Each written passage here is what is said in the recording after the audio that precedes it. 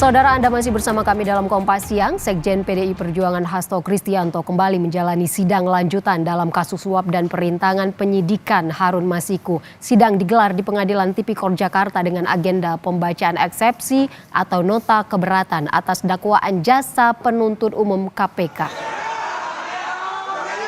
Dalam eksepsinya, Hasto menguraikan bagaimana operasi politik hingga dirinya duduk di kursi terdakwa.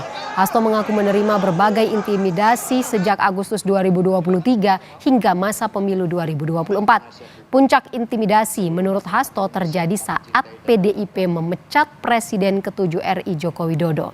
Hasto menyebut keputusan itu membuat kasus Harun Masiku dikaitkan dengan dirinya dan PDIP.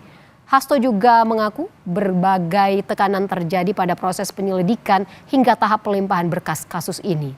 Menurut Hasto, ada utusan yang disebut-sebut pejabat negara meminta dirinya mundur dari Sekjen PDIP serta tak boleh memecat Jokowi atau dirinya akan menjadi tersangka.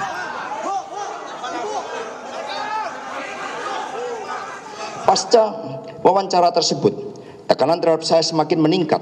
Terlebih pada periode 4-15 Desember 2024 menjelang pemecatan Bapak Jokowi oleh DPP PDI Perjuangan setelah mendapat laporan dari Badan Kehormatan Partai. Pada periode itu ada utusan yang mengaku dari pejabat negara yang meminta agar saya mundur, tidak boleh melakukan pemecatan atau saya akan ditersangkakan dan ditangkap.